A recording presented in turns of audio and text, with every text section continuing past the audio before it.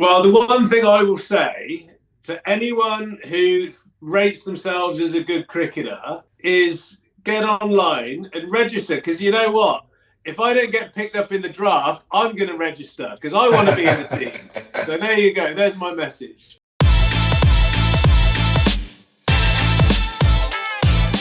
Hello everyone, you're watching the first and the exclusive episode of BCL Diaries. This is an exclusive podcast which covers the players, those who have played in the big cricket league with a lot of amateur cricketers. We'll be joined by some of the biggest stars and some players who've made a big difference in the big cricket league. Joining me today is Mr. Peter Trego, who played for the MP Tigers in big cricket league, and some people call him Tregs. Some people refer to him as the best cricketer who's never played for England in the white ball format.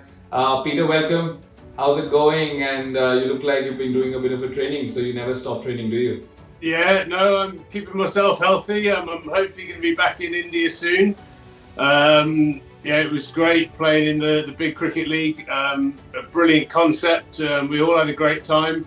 But as a professional sportsman, especially at my age now, very important to keep healthy. So I've just finished my morning training session. And yeah, I was actually really happy to be interrupted by this podcast so I can have a little rest because I was getting tired. So Peter, my first question up front, obviously, we saw you do what you did in the big cricket league, but as a concept, this league, our dream is to fulfill dreams that have never been fulfilled before. And as someone, yourself who's seen a lot of cricketers come through the ranks in England or in India, and you've seen a lot of players who've not been able to either fulfill their potential or never even got a chance. What was your first thought when this idea of big cricket league came to your mind, and what were your first reactions? I think when I heard about the big cricket league, it actually personally resonated with me because for those fans of cricket in India that don't know my story, I burst onto the scene in professional cricket very early. I made my senior debut for Somerset when I was only 15 years of age. 5 years later, I was without a contract and out of the professional game. So I played minor counties cricket for one summer, which allowed me the platform to shine. And then the following season, I was offered my contract. And for the next 19 years, I played professional cricket. So for me, giving cricketers that have maybe fallen under the radar or for whatever reason haven't made their professional contracts an opportunity to shine on television, to play with great players like Yusuf Pathan and Suresh Raina and all the other great players that played in the big cricket league. I think it's an amazing concept. And like I said, we have a similar system in the UK that sits underneath professional cricket that gives cricketers an opportunity to shine in front of other people. So for me, having that in the big cricket league is a huge asset, I think, to Indian cricket. I was doing a bit of a research and I went down the Peter Trego rabbit hole for a bit, and I found out that because of similarly what you said, dreams being unfulfilled, you decided to just say that I'm not going to play cricket anymore. I'll try my hand at football. What happened there? Because during our journey at the big cricket league, we saw a lot of players, a lot of youngsters, even a lot of 30-year-olds whose stories are similar, wherein they were 23, 24 and they thought that that's it, I can't do this anymore because, I need to live a life. So what happened there? What triggered Peter to leave cricket and start hand at football? Well, I think it might be slightly different coming from England, but most young boys and girls now grow up aspiring to either play football, cricket, or rugby. They're the three major sports, I suppose, in England. And my family were a football family, and me and my brother Sam were very competitive. We were good footballers, both of us.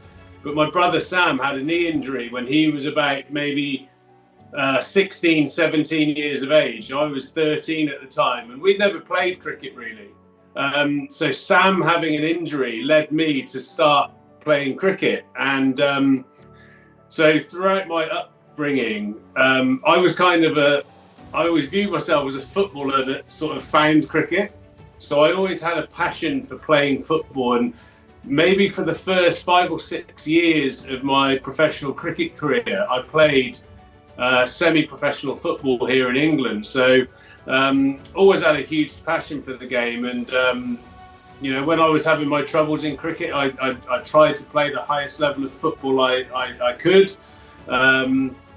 And I found out that I wasn't quite good enough for the big leagues, so turned my attention back to cricket. And like I said, 20 years later, at 43, I'm still travelling the world playing the game of cricket, which we all love.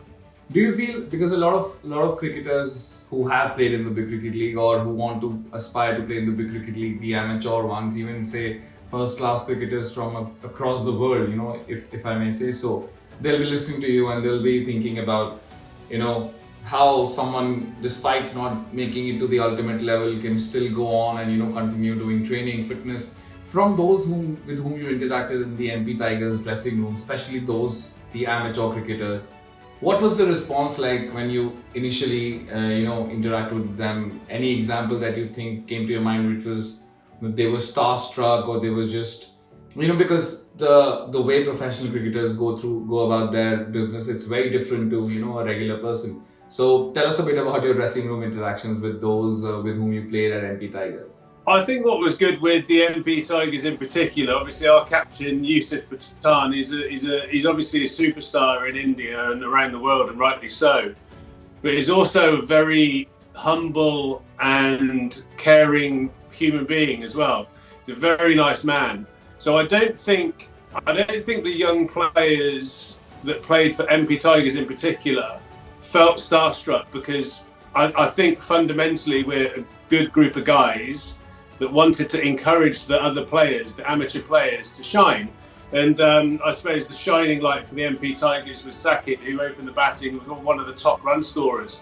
I think one of my favourite stories is, I think the first game he got about 80 in the first game. Yes. And the first thing I heard him say after his innings was how batting with Yusuf kept him calm and allowed him to play such a great innings. And for me, that was kind of indicative of the concept, really.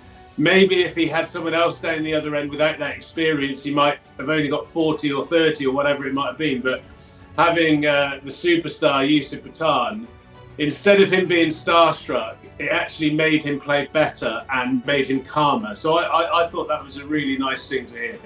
Peter, talk to me about Sackett, because that's one story that everyone's been raving about. Even us at the Big Cricket League, those who were working behind and we were watching. And this talent was playing out in real life. He's not a professional cricketer. He's come through the ranks.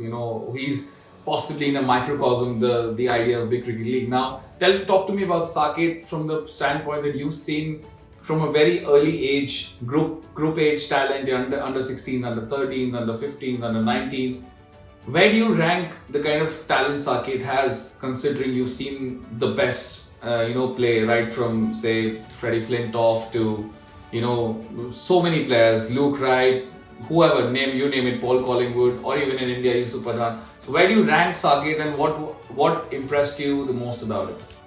It's a slightly different question, because I think it's fair to say that whatever you achieve in junior cricket up to under 19s, I think you can get a good indication if someone's got the quality to be a professional cricketer, but until you start playing against other adults, you never really know. But Sackett has had that opportunity now, and I've got to be honest, if he was English, playing cricket in England, I find it very hard to believe that he wouldn't have a professional contract. And I was really surprised, and I actually asked the guys, what's going on? How's he fallen through? That's a big statement coming from someone who's played domestic cricket in England for 20 years and is revered as one of the best to have not starred for England. So you reckon, and I repeat that for the for our viewers, for utter clarity, that you feel that if someone like Sackett was English, he would definitely be playing that Vitality Blast or for counties, right?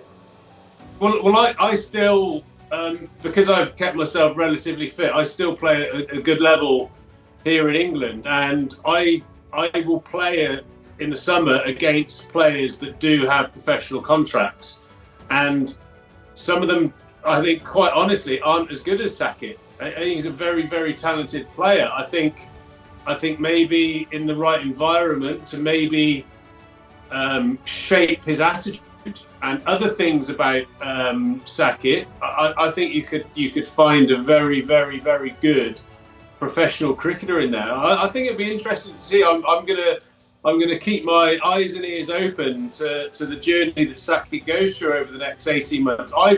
I would throw a challenge out there to somebody in Indian cricket at professional level to take on the challenge of giving Sakic 1 year and backing your coaching and your environment to make him into a professional cricketer. I think he's got the talent.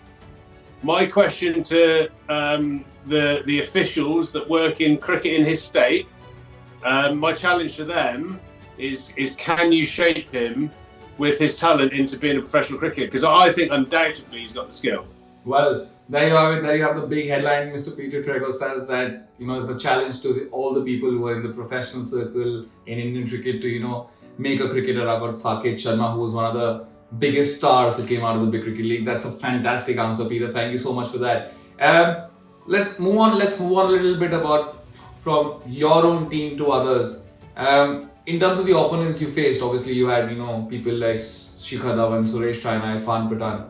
But the opponents you faced, about the amateur cricketers, which ones really impressed you? Which ones you thought were, very good? I think a number of the batters. I think most of the teams.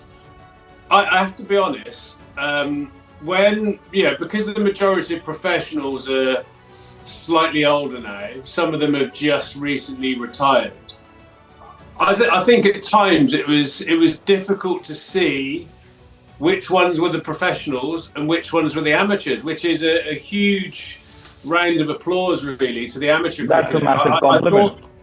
I thought the standard of the cricket was very high. I mean, I played recently in the Pro Cricket League in Noida, which was the same concept. Me and Nadeem Shabazz were the two professionals, and the other 9 players were amateur or cricketers playing for a corporate team, and I think it was somewhat obvious to which players you had to get out and which players were the amateurs.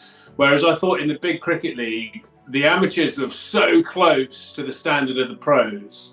So I think the real thumbs up to the league was the selection process that the league went through to pick the squads was absolutely brilliant. The owners, the officials who went to all the net sessions to scout the players, I think did a fantastic job in finding some really good talent. We thank you for that appreciation, and personally for me it was, as someone who's who still plays a bit of cricket here and there, Sunday league type of cricket. It was remarkable for me to see the kind of way you guys interacted with these amateur players. But if you could tell me 1 or 2 questions that any of these amateur cricketers ask, because it's not every day that a amateur or a local cricketer gets to interact with overseas stars, and you're a star in your own career. So what are the questions they were asking? Have you met this one? What are sort of conversations you had with them in terms of the questions they asked? I think in our environment, I think it was more like on-field guidance. And I think, and I suppose this is probably the one thing that I thought shone out in terms with going back to him, Sakic. He was our best fielder. He's young, athletic. He dived around. He took some great catches. He was a brilliant fielder. I suppose one of the signs that some of the guys weren't professionals was the concentration level sometimes in the field, not understanding the angles to the game, which you learn, I suppose, with the volume of playing at the professional level. And I think on field, the pros were always sort of talking to the less experienced players, just telling them to change positions when certain people were on strike. But ultimately, like I said, from a skill level point of view, batting and bowling, I thought the amateurs did great. And I can't speak for every team because I was obviously only in the MP Tigers team, but we just operated like a team of 16, 20 players or however many the squad was. There wasn't really like an us and them scenario. We were all just one group of players. So that was quite a nice thing. It wasn't literally a case of the pros telling the amateurs how to play. After our first few games, I think the professionals just trusted the amateurs kind of were going to do a good job, and we had faith in them. So that was just a really nice environment to be in. That's a very big compliment. I'm sure when they hear this, they'll be very happy. NP Tigers, a lot of people, including experts and all of the people who were talking behind the scenes as well, even other team members that we were hearing. A lot of people said NP Tigers looks like the team that's gonna walk to the title. So how disappointing was it to how disappointing was it to lose the semi-final, and what was the kind of team talk you guys had? Because from what I gather, there were regular team meetings. Despite winning or losing, you would get together after matches, have a conversation, have a get together, share a meal, so talk to each other. So how gutted was the team to lose the semi-final? I think it's hard to argue that through the group stages, I think we were the best team. It's disappointing not to make the final. I'm not saying I think once you get to a final, nobody's a favourite. It's kind of on the day you've got to turn up, you've got to perform. And I think the 2 days before, we beat the same team, didn't we? Quite and relatively convincingly. But in the semi-final, I thought the toss was quite big. I think because the whole tournament was played at the same ground, the groundsmen I think were in the morning, watering the wicket, rolling it, and then the sun was baking it. And I think there was a period where I think the wicket sort of eventually dried out and the spinners came into the game, and I thought their spinners bowled magnificently well. There was a period in the middle of our innings where we were going at sort of 3 or 4 and over, and they took 3 or 4 wickets, and that kind of killed us really. But and I think another massive part of it was at the end, Stuart Binney was pretty much going to win the game for us, and a great catch on the boundary to get him out. That was a big turning point. But I mean, once you get to the knockout stages, anyone can beat anyone. There were 4 quality teams in the semi-final, and unfortunately, a couple of the guys on the opposition had a day out, and we couldn't quite match it. But I suppose the nice thing is, from MP Tigers' point of view, we lost to the team that eventually went on and won the trophy. So, they were a deserving team. Yeah, because a lot of people reckon that MP Tigers would minimum make the final, if not win it. Peter, you've played for a wide variety of teams, right from Herefordshire, Central Districts, Kent, Middlesex, Somerset, Sylhet Royals, Nottinghamshire, Somerset, Urban Risers, and you played in a multitude of leagues.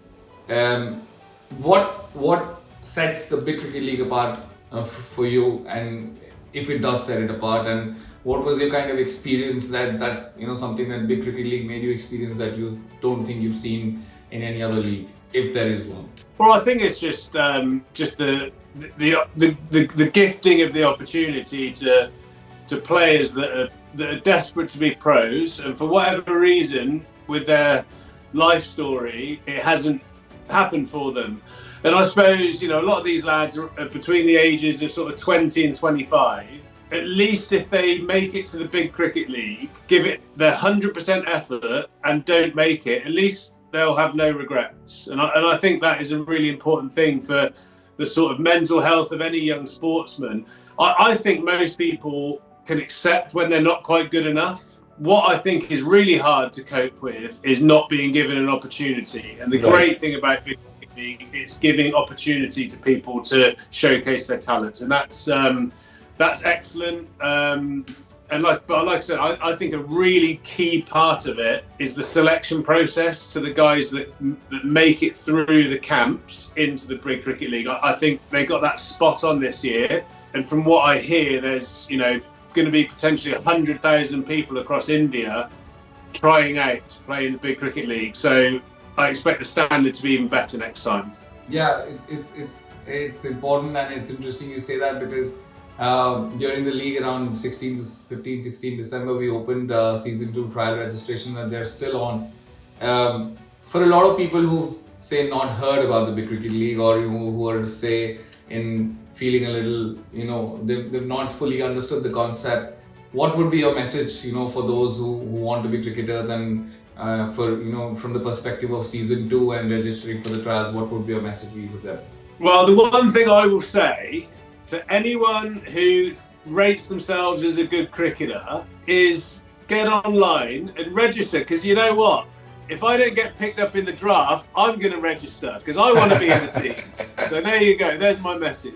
All right, fantastic. Peter, last bit of question.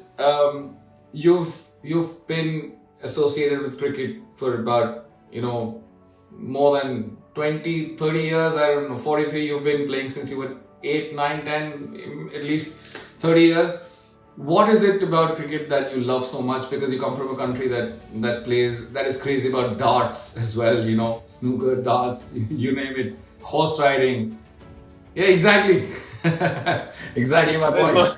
Yeah. So, what is it about cricket that, that you love so much that, it makes you keep going, pack your bags and go to a city in India, in a state like Gujarat and go and play cricket, whereas you could be sitting at home, and enjoying your Christmas?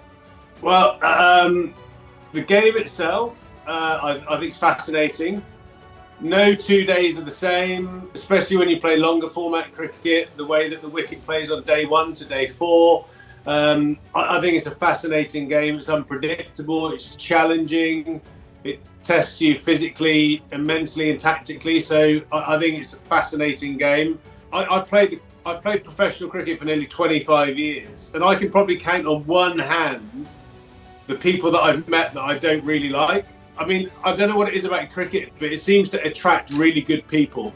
The people I've met traveling the last 2 years, I've been to India probably 5 or 6 times to play in different leagues in India. And I come away with like 6, 7, 10 new mates every time, and it's awesome. So long may that continue. And the reason why I'm motivated to stay fit, because I just want to keep coming back. I want to be able to still showcase my 6 hitting skills, and enjoy the company of hopefully some more upcoming superstars like Sakit. Yeah, and just last bit before we end this, any Hindi or Gujarati words that you were taught during your time at the Big Cricket League that you've learned that you'll use the next time? Any Hindi words? Yeah. Well, I know me and Yusuf had a bit of banter, because he kept on telling me what number I was batting in Hindi. But towards the end of it's Char, which is 4. That's correct. So we were always laughing. So Char was always my number in the end. But I mean, even as a kid, when we used to, English kids always get taught French, and I was useless. Yeah. I have to be honest. But that's another. I think it's an amazing thing. The quality of English that most people in India speak, I think, is absolutely phenomenal as well. So, that's always nice to. Even though I don't speak the language, I always feel very welcome when I come to India. Well, it was a delightful conversation, Peter. I hope the teams there are listening and you get picked in the second season draft, because if I were picking the draft, I would just have you for your tattoos. But apart from your 6 hitting skills, thank you so much, and we'll speak soon, and thank you for joining us on BCL Diaries. Thanks, buddy. I'll see you for season 2. See you.